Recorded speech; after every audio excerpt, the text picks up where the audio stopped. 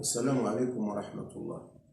Chers élèves, je vais vous présenter dans ce capsule le dernier paragraphe concernant l'étude de fonctions numériques. Donc vous voyez le titre, plan d'étude d'une fonction numérique. Donc d'après bien sûr cette carte mentale, nous avons 16 étapes.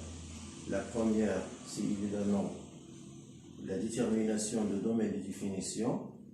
Et la dernière étape, c'est la construction de la courbe de la fonction.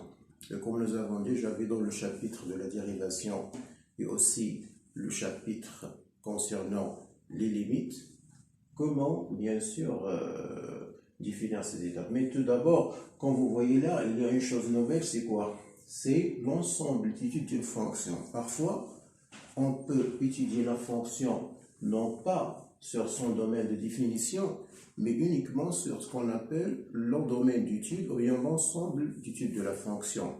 Et bien sûr, c'est à partir est-ce que la courbe admet centre au axe de symétrie, c'est-à-dire est-ce que la courbe il est paire, est-ce qu'il est impair, est-ce qu'elle obtient bien, ou bien la fonction tout d'abord, c'est-à-dire est-ce que la fonction est paire ou bien impair et ainsi de suite.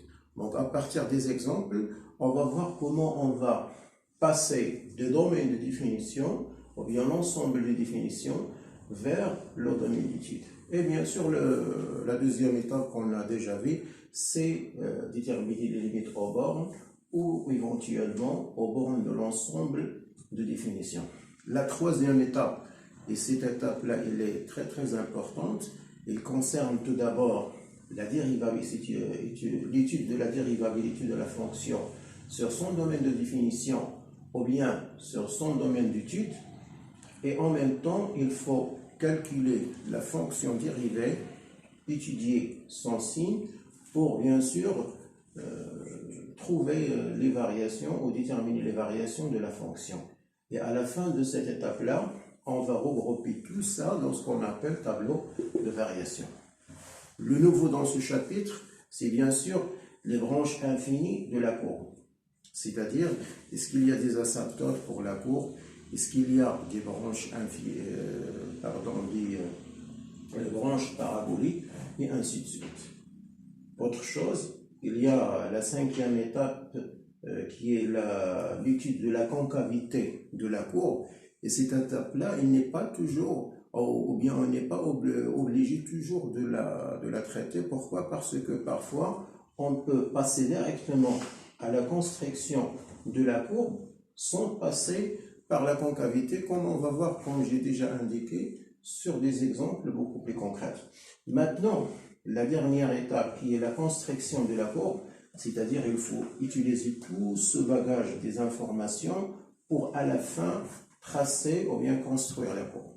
Parfois, on a besoin bien sûr de quelques points, par exemple, l'intersection de la courbe, soit avec l'axe des abscisses, soit avec l'axe des ordonnées, c'est bien sûr si possible, soit avec des droites particulières, comme s'il s'agit par exemple d'une asymptote oblique, et ainsi de suite. Et bien sûr, vous avez déjà la série d'exercices que j'ai déjà proposés. Donc maintenant, ce qu'on va faire, on va passer à ces exercices-là, et bien sûr, on va essayer d'appliquer ce plan d'étude à chacune de ces fonctions-là. Et bien sûr, nous avons déjà vu pas mal de fonctions lors de généralité de fonctions, comme trinôme, fonction trinôme, comme bien sûr fonction homographique, ou fonction racine carrée, ou bien la fonction de la puissance cubique.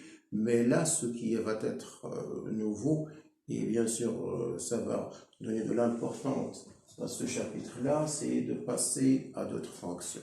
Allez, au revoir, et on se verra bien sûr lors d'une autre capsule concernant les exercices.